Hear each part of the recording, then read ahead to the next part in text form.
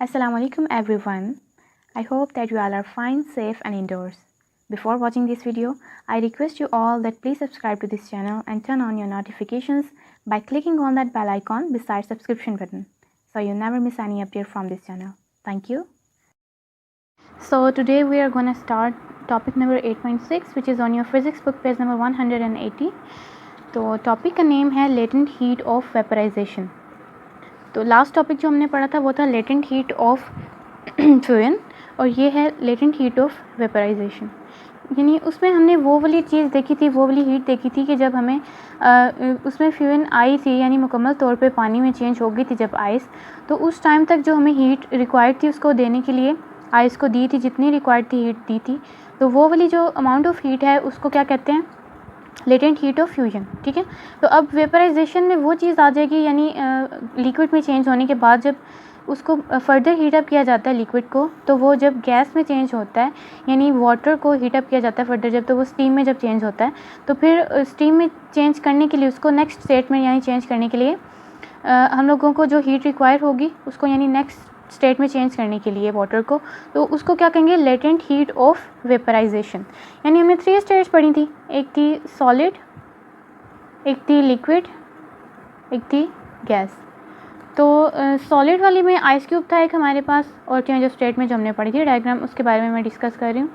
जो लिक्विड में हमने पढ़ा था वो हमारे पास ड्रॉपलेट्स थे, जो सॉलिड के मेल्ट होने से लिक्विड में चेंज हुआ था वाटर, वो हमारे पास जो आया था लिक्विड शेप में वो था। ठीक है, उसके बाद इसको जब फर्दर हीट अप हम करेंगे तो हमारे पास गैस में चेंज होगा। ठीक है, तो ये इस तरह से 3 स्टेट्स हमारे पास आ जाती हैं एक सब्सटेंस की। तो यहाँ पे वाटर की बात हो रही है सारे चैप्टर में, तो हम लोग सॉलिड में आइस क्यूब लेंगे, वाटर लेंगे, और फिर यहाँ पे वाटर से जो हमारे पास गैस फॉर्म चेंज होती है उसकी वो चीज़ देखेंगे। ठीक है, तो अब हमने यहाँ अब इतना तो पढ़ लिया कि इसको इसमें चेंज करने के लिए कितनी हीट रिक्वायर्ड थी, वो थी HF, और यहाँ पे अब इसको इसमें चेंज करने के लिए जो हीट हमें रिक्वायर होगी वो होगी HV। ठीक है, क्योंकि ये थी लेटेंट हीट ऑफ फ्यूजन और ये है latent heat of vaporization. Right, तो अब इसको पढ़ना स्टार्ट करते हैं, देखते हैं कि इसमें हमें क्या बताया गया है। So let's get started. Latent heat of vaporization. When heat is given to a liquid at its boiling point, its temperature remains constant. The heat energy given to a liquid at its boiling point is used up in changing its state from liquid to gas without any increase in its temperature. यानी कि इसमें हमें ये बताया गया है कि जब हम लोग किसी सॉलिड को हीट अप कर रहे हैं, उसको हीट दे रहे हैं, जैसे कि मैंने आप लोगों को ये पेज नंबर 178 पे डायग्राम दिखाई थी कि यानी हमारे पास यहाँ पे एक बीकर है, उसमें हमने आइस क्यूब्स पुट किए हैं। ठीक है, और हम एक बर्नर के थ्रू उसको ट्राइपॉड स्टैंड पे रखा हुआ है, उसके अंदर थर्मामीटर फिक्स किया गया ताकि हम लोग इसका टेम्परेचर नोट कर सकें, कब चेंज होता है, ताकि हम लोग टाइम नोट कर सकें। ठीक है, यानी कितने टाइम पीरियड तक 0 डिग्री सेल्सियस रहता है और कितने टाइम के बाद वो जो बॉइलिंग पॉइंट पे आता है। और यहाँ पे बर्नर है। ठीक है, अब यहाँ पे लिक्विड स्टेट में हमारे पास वाटर है, जब लिक्विड से वो सॉलिड स्टेट में, सॉलिड से जब वो लिक्विड में चेंज हो रहा है, तो जितनी हमने बर्नर पे हीट रखी हुई थी लिक्विड से गैस में चेंज होने तक भी हीट कांस्टेंट रहेगी। ठीक है, यानी इसका टेम्परेचर कांस्टेंट रहता है क्योंकि हीट कांस्टेंट रहती है। अब किस तरह से, क्योंकि देखें अगर आप लोग आइस क्यूब लिए आप लोगों ने और उसको फिर आप लोगों ने आग के ऊपर रखा है गर्म होने के लिए, वो वाटर में चेंज हो गई है। ठीक है, अब 0 डिग्री सेल्सियस तक तब तक वो टेम्परेचर उसका रहा था जब तक कि आइस कम्प्लीटली जो है वाटर में चेंज नहीं होगी थी। जब आइस और लिक्विड दोनों का हमारे पास मिक्सचर आता है, तो वो मिक्सचर होने की वजह से वो थोड़ी सी कूलिंग आइस क्यूब्स में से ले रहा होता है और थोड़ी सी हीट जो है उसमें से ले रहा होता है, जिसकी वजह से उसका टेम्परेचर चेंज नहीं होता जब तक कि वो पूरी तरह से पानी में चेंज नहीं हो जाती आइस क्यूब। ठीक है, अब वो पूरी तरह से पानी में चेंज हो गई, लिक्विड में चेंज हो गया, सब्सटेंस जो है हमारा सॉलिड से लिक्विड में चेंज हो गया। अब हीट उतनी उसको दी जा रही है जितनी कि इस प्रोसेस में थी। ठीक है, सॉलिड से लिक्विड तक जाने के लिए जितनी उसको हीट दी जा रही थी, यहाँ पे भी उतनी ही हीट दी जा रही है। दैट्स व्हाई उन्होंने कहा कि temperature remains constant, boiling point तक वो तब तक रहता है जब तक कि उससे फर्दर फिर वो इंक्रीज़ नहीं होता, और जितनी देर तक वो 100 डिग्री सेल्सियस पे रहेगा, बॉयल होता रहेगा, उतनी देर तक उसका टेम्परेचर कॉन्स्टेंट ही रहेगा। नेक्स्ट अब इसकी डेफिनेशन पढ़ेंगे। डेफिनेशन बाद में दी गई होती है, एक्सप्लेन उसको थोड़ा सा करने के बाद, लेकिन आप लोगों को अगर ये क्वेश्चन आता है शॉर्ट या लॉन्ग में, तो आप लोगों ने डेफिनेशन को स्टार्ट में लिखना होता है। ठीक है, अब उसमें हम लोग जो सारी बात की थी टॉपिक नंबर 8.5 में, उसमें सॉलिड से लिक्विड में चेंज होने की बात हो रही थी सारी की सारी, लेकिन इसमें लिक्विड टू गैस चेंज होने की, लिक्विड से गैस में कैसे कन्वर्ट होता है, कोई भी सब्सटेंस कितनी हीट उसको रिक्वायर होती है, वो चीज़ बात करेंगे। ठीक है, लेटेंट हीट ऑफ फ्यूजन वो हीट की क्वांटिटी थी जो हमने सॉलिड को लिक्विड में चेंज करने के लिए यूज़ की थी। अब इसमें ये बताया गया कि लेटेंट हीट ऑफ वेपराइजेशन वो है जो वाटर को वेपर्स में चेंज कर दे, क्योंकि जब वाटर जो है उसको बॉयल करते हैं उसमें से जो स्टीम उठती है वो स्टीम में वाटर वेपर्स होते हैं, ठीक है। जैसे मैंने आपको बताया था कि कंडेंसेशन का अगर हम प्रोसेस करते हैं, यानी उस स्टीम को अगर हम लोग किसी और बीकर में स्टोर करने के बाद उसको कूल डाउन होने के लिए छोड़ दें तो वापस हमारे पास वो वाटर की फॉर्म में चेंज हो जाती है, तो वो कंडेंसेशन का प्रोसेस था। तो इसी तरह से वो जो हमें हीट रिक्वायर होती है लिक्विड को गैस में चेंज करने के लिए, उसको क्या कहा जाता है, लेटेंट हीट ऑफ वेपराइजेशन। तो यहाँ पे जो हमें डेफिनेशन गिवन है वो भी पढ़ लेते हैं। The quantity of heat that changes unit mass of a liquid completely into gas at its boiling point without any change in its temperature is called the latent heat of vaporization। ठीक है जी, वही बात है जो मैंने आपको starting में बताई है। पहले जब हम लोग सॉलिड से लिक्विड में चेंज कर रहे थे ना, जब हमने उसको भी फ्रीज़र से निकाला था, चलिए मैं आप लोग को यहाँ पे ग्राफ से दिखा देती हूँ। इस ग्राफ से आप लोग, ये थर्ड टॉपिक में रिपीटली यूज़ किया जा रहा है, रिपीटेडली मतलब थर्ड टाइम यहाँ पे यूज़ किया गया, तो आप लोग काफ़ी फेमिलियर हो चुके होंगे इस ग्राफ से। यहाँ पे देखिए, जब हम लोग स्टार्टिंग में उसको फ्रीज़र से निकाल रहे हैं तो उसका टेम्परेचर था -30 डिग्री सेल्सियस, ठीक है।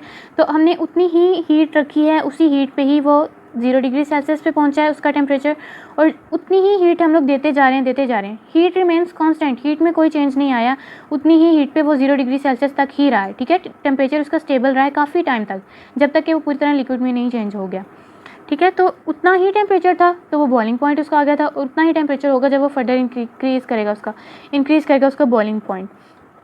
वही चीज़ उन्होंने बताई है कि लेटेंट हीट ऑफ वेपराइजेशन किसको कहा जाता है, हीट की वो क्वांटिटी जो किसी भी unit mass of a liquid, पहले बात हो रही थी unit mass of a solid, तो वो कम्प्लीटली चेंज हो जाता था किसमें चेंज हो जाता था, लिक्विड में। लेकिन यहाँ पे लिक्विड चेंज हो रहा है गैस में। जब तक कि लिक्विड गैस में टोटली चेंज नहीं होता तो उस टाइम पे जो उसको हीट दी जा रही होती है, उस टाइम की उतनी क्वांटिटी ऑफ हीट है, ठीक है। जो टोटल क्वांटिटी है वो कांस्टेंट ही है, शुरू से ही कांस्टेंट है। लेकिन उस टाइम पीरियड में, जितने टाइम में उसका 0 डिग्री सेल्सियस से 100 तक पहुंचा है, स्टीम में चेंज हुआ है वाटर, उतने टाइम पीरियड में जो उस टाइम पे जो उसकी हीट दी गई है ना, वो लेटेंट हीट कहलाएगी, ठीक है। स्पेसिफिक हीट वो होती है जो पूरी की पूरी हम ओवरऑल लेंगे, ठीक है, यानी यहाँ से लेके इस प्रोसेस तक हमें जो हीट दी गई। लेकिन जो लेटेंट हीट है ना, जो अंदर हमें रिक्वायर है, यानी जितनी देर तक वो 0 डिग्री तक रहा, वो लेटेंट हीट ऑफ फ्यूजन थी। फ्यूजन यानी जो, जैसे हमारे पास वाटर है ना, वाटर की बॉन्डिंग हुई होती है, वाटर में H2O जो होता है, ये वाटर का फार्मूला होता है, यानी 2 बॉन्ड्स किसी होते हैं हाइड्रोजन के और एक बॉन्ड होता है ऑक्सीजन का। तो जब ये बॉन्ड्स आपस में सेपरेट होते हैं ना, आपस में टूटते हैं, तो उसको कहते हैं फ्यूजन, ठीक है। तो इन बॉन्ड्स के सेपरेट होने पे हमारे पास सॉलिड जो है वो लिक्विड में चेंज हो जाता है। तो इतने टाइम पीरियड में जो ये हीट हमारे पास थी ना, वो थी लेटेंट हीट ऑफ फ्यूजन। अब इतने टाइम पीरियड में, यानी 100 डिग्री सेल्सियस तक जितना पानी जितनी देर तक रहा है, वो वाली जो टाइम पीरियड होगा वो हमारे पास होगा लेटेंट हीट ऑफ वेपराइजेशन, यानी जिस टाइम पीरियड में वो उसमें स्टीम में चेंज होती है, ठीक है। 100 डिग्री सेल्सियस पे स्टीम उठना स्टार्ट होती है, उसमें जब बॉइलिंग पॉइंट स्टार्ट होता है वाटर का। तो ये थी डेफिनेशन। अब इसको डिनोट किससे किया जाता है, it is noted bye HV। जो लेटेंट हीट ऑफ फ्यूजन थी उसको HF से किया जाता था और इसको HV से किया जाता है। और ये इक्वल किसके होगा, लेटेंट हीट ऑफ फ्यूजन थी वो इसके किसके इक्वल था, डेल्टा QF के, और डिवाइड कर दिया जाता था M से। तो यहाँ पे हमारे पास HV है तो डेल्टा QV होगा, ठीक है, क्योंकि वेपराइजेशन की बात हो रही है। इक्वेशन जैसे कि आप लोग देख सकते हैं कि दोनों की जो है एग्जैक्टली सेम है बिल्कुल, लेकिन यहाँ पे V आप लोग लिखेंगे और यहाँ पे F लिखेंगे। और इसका जो नेक्स्ट हम लोग एक्सपेरिमेंट परफॉर्म करेंगे वो भी, उसमें भी क्वांटिटीज़ ऑलमोस्ट चेंज मतलब सेम होंगी, चेंज नहीं होंगी, थोड़ा सा डिफरेंस होगा, वो हम लोग नेक्स्ट लेक्चर में देखेंगे। नेक्स्ट पढ़ते हैं जी। नेक्स्ट हमें क्या उन्होंने बताया, when water is heated it's boils at 100 degree Celsius under standard pressure. यानी कि जब हम लोग किसी भी लिक्विड को या वाटर को हीट अप करते हैं, तो जब वो बॉयल होना स्टार्ट होता है तो उसके ऊपर जो प्रेशर होता है, यानी उस टाइम पे जो उसका टेम्परेचर होता है वो 100 डिग्री सेल्सियस होता है, और ये एक स्टैंडर्ड प्रेशर है, ठीक है। यानी उतने एक ही प्रेशर पे किसी भी लिक्विड को आप लोग करते हैं। स्पेसिफिकली वाटर की बात हो रही है तो वाटर के देखेंगे, जब वाटर को हीट अप किया जाता है तो उसका बॉइलिंग पॉइंट जो है हमेशा 100 डिग्री सेल्सियस ही होता है। तो ये स्टैंडर्ड स्टैंडर्ड एक है टेम्परेचर, यानी 100 पे ही वो, किसी भी जगह से आप लोग वाटर कलेक्ट करते हैं वो 100 डिग्री सेल्सियस पे ही बॉयल होना स्टार्ट करता है।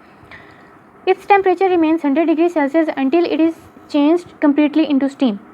यानी कि जब तक वो पूरी तरह से स्टीम में चेंज नहीं हो जाता, वाटर के सारे जो मॉलिक्यूल्स उसमें होते हैं वो स्टीम में चेंज नहीं हो जाते, तब तक उसका टेम्परेचर 100 डिग्री सेल्सियस तक ही रहता है। Its latent heat of vaporization is 2.26 × 10⁶ joule per kilogram, that is 1 kilogram of water requires 2.26 × 10⁶ joule heat to change it completely into gas यानी कि steam at its boiling point। यानी अब यहाँ पे हमें लास्ट वाले में आइस का दिया गया था, क्योंकि आइस को हम लोग लिक्विड में चेंज कर रहे थे, ठीक है। आइस जो है वो वाटर में चेंज हो रही थी, मेल्ट हो गई। यानी अब यहाँ पे हम लोग लिक्विड वाटर लिया हुआ है, तो वाटर को स्टीम में चेंज करने की बात हो रही है। तो यहाँ पे हम लोग वाटर की लेटेंट हीट अब देखेंगे। लास्ट वाले टॉपिक में लेटेंट हीट ऑफ हमने आइस की देखी थी, क्योंकि वहाँ पे सॉलिड टू लिक्विड कन्वर्ट हुआ था, इसमें लिक्विड टू गैस है। तो हम लोग यहाँ पे वाटर की लेटेंट हीट कितनी होगी, 2.26 इंटू 10⁻6 जॉल पर किलोग्राम, ठीक है। ये है। अब इसके लिए हम लोगों ने एक्सपेरिमेंट परफॉर्म करके देखना है कि हमारे पास वाकई यही लेटेंट हीट आती है। तो यहाँ पे ये बताया गया कि वाटर को जब हमने इतनी हीट दी है, तो इतनी हीट देने पे हमारे पास जो लेटेंट हीट जो उसकी ये थी, यानी उस टाइम पीरियड में हमने उसको उतनी हीट दी थी, तो हमारे पास जो है वाटर स्टीम में चेंज हो गया था, ठीक है। बॉइलिंग पॉइंट उसका आ गया था और वो स्टीम में चेंज हो गया था। The value of melting point, boiling point, latent heat of fuel and vaporization of some of the substances is given in table 8.2। यानी यहाँ पे अब हमें एक टेबल गिवन है, आप लोग देख लीजिएगा। ये डिफरेंट सब्सटेंसेज यहाँ पे गिवन है, उनका मेल्टिंग पॉइंट गिवन है, बॉइलिंग पॉइंट गिवन है, हीट ऑफ फ्यूजन गिवन है, यानी किस टेम्परेचर पे वो कितनी हीट उसको रिक्वायर होती है कि वो जो है लिक्विड से गैस लिक्विड में चेंज होता है, सॉलिड से लिक्विड में चेंज होता है, और कितनी हीट रिक्वायर होती है वो लिक्विड से गैस में चेंज होता है, ठीक है। ये लेटेंट हीट ऑफ फ्यूजन दी गई है और लेटेंट हीट ऑफ वेपराइजेशन यहाँ पे दी गई है। सब सब्सटेंसेस यहाँ पे गिवन है। ये ऑब्जेक्टिव पॉइंट ऑफ व्यू से इंपॉर्टेंट होते हैं ये टेबल्स, ये आप लोगों ने देख लेने हैं और इनके डिफरेंट जो पॉइंट्स हैं इनको याद रखना। तो आज का जो लेक्चर था हमारा इतना था। नेक्स्ट जो लेक्चर होगा उसमें हम लोग देखेंगे एक्सपेरिमेंट, एक एक्सपेरिमेंट करके देखेंगे। जैसे एक्सपेरिमेंट करके हमने आइस के लिए देखा कि लेटेंट हीट ऑफ जो है आइस की latent heat of fusion of ice जो है वो हम किस तरह से फाइंड कर सकते हैं।